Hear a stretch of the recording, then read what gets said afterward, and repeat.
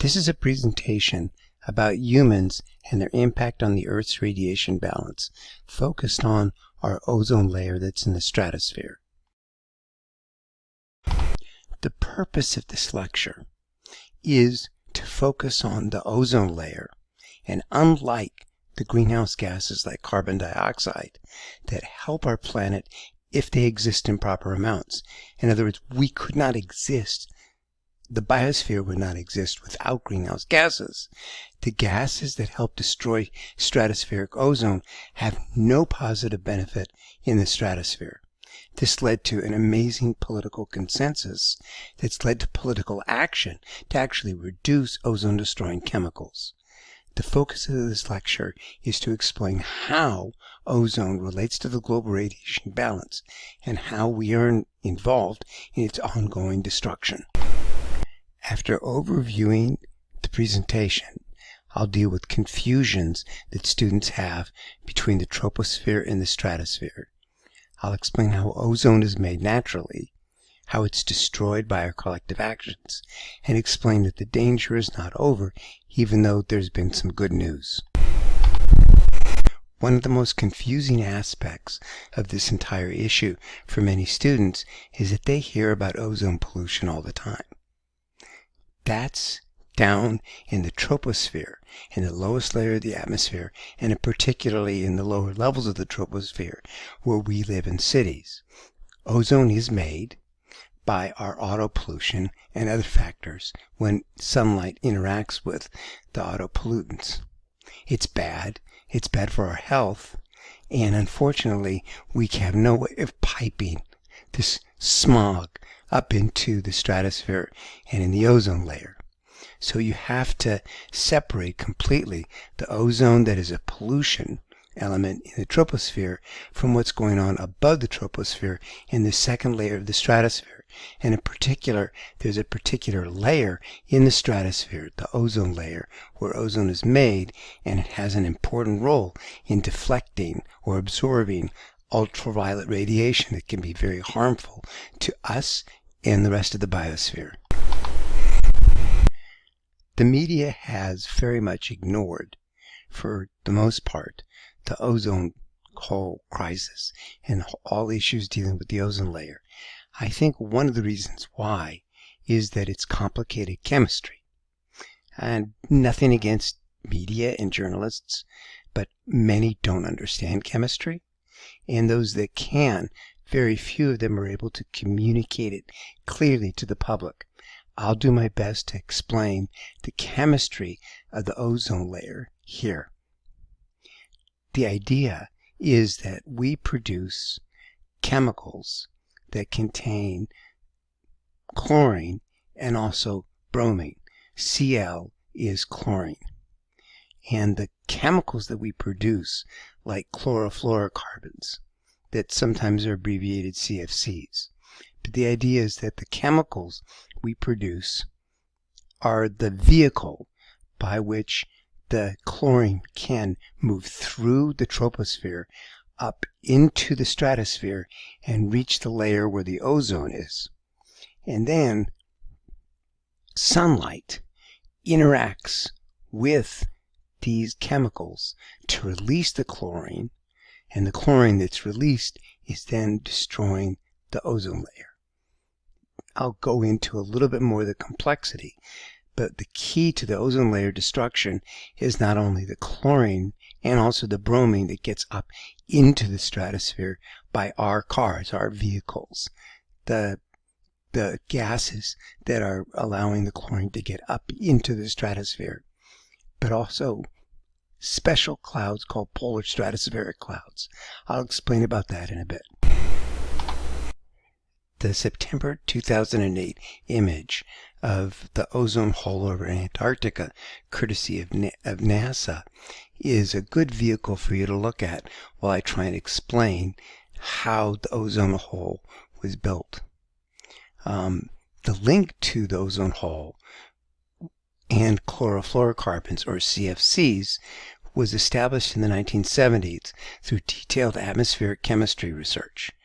These chlorofluorocarbons are found in refrigerants and aerosols, and they are the vehicle by which the chlorine can get up into the ozone layer.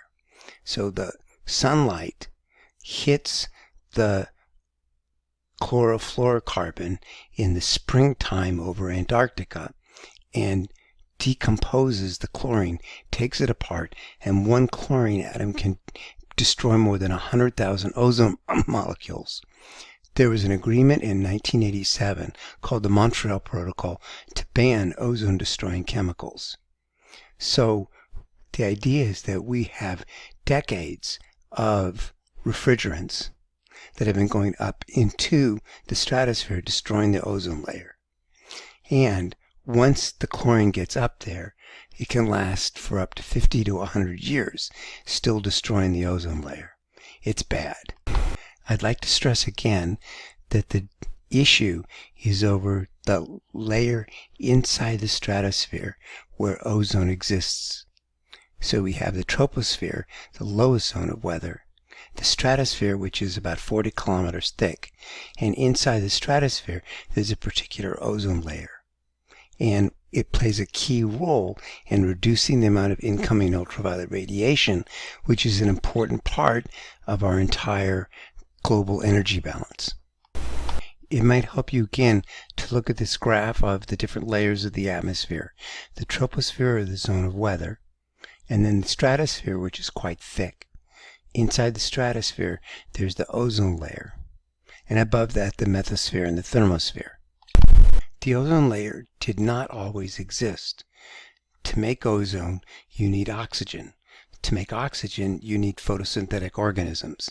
So we had stromatolites and phytoplankton begin to develop and release oxygen into the atmosphere. And once you get the oxygen in the atmosphere, the oxygen can then be turned to stratosphere in the ozone, and it can then be turned into ozone in the stratosphere. I'll explain the mechanism of ozone formation in the stratosphere next. But a key aspect of this particular graph is an important positive feedback. Positive feedbacks are when one change accelerates the change that was just made. And that's the case in this. We didn't have an ozone layer to start with. The ozone layer start with photosynthetic life allowed the ozone to protect that life. The protection of life allowed more production of oxygen, which allowed more ozone layer to grow, which helped life even more. So the more ozone layer, the more protection for life. Eventually, the ozone reached an equilibrium with natural processes that destroy it. So naturally, it's always being made and it's always being destroyed, and it's in an equilibrium or a balance. That is until people came along and started making refrigerants. So ozone that exists in the stratosphere is made. It's still being made in the lower latitudes. That's hanging around the equator. The idea of how ozone is made is pretty simple. You get oxygen up in the stratosphere. The incoming solar radiation, very high energy ultraviolet radiation, hits the oxygen atom, and the oxygen splits apart into the O2, into two separate free oxygen atoms. These free oxygen atoms have a lot of energy, and they collide with O2. And that makes ozone, or O3. So really an ozone molecule is just regular old O2 oxygen with some free oxygen slammed into it, courtesy of the ultraviolet radiation that hits in the stratosphere. So that most of the ozone is produced in the lower latitudes, and then it's exported to the higher latitudes. So you get a global distribution of air in the stratosphere. It moves around, and the ozone is distributed throughout the whole planet's atmosphere. Another thing key to notice in this diagram is polar stratospheric clouds. These are strange clouds. They're not made of water vapor, and they exist in wintertime over especially Antarctica, but also sometimes in the Arctic. They'll be a big player shortly.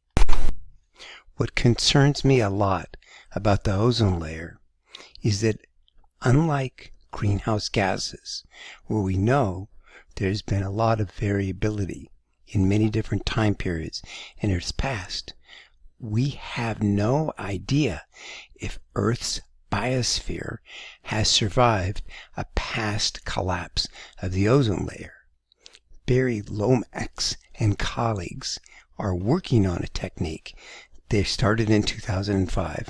They're still working on how to get a paleo indicator of the amount of past ozone and whether or not the Earth can survive a collapse or a drastic reduction in the amount of ozone in the stratosphere. But we don't know that, and the fact that we don't know that concerns me greatly. I take great solace from the fact that we know that we've lived through great periods of greenhouse gas emissions, but we don't know that about the ozone layer. For you and me, the fear about the collapse of the ozone layer or the reduction of it means that we have a higher likelihood of getting skin cancer from UV radiation.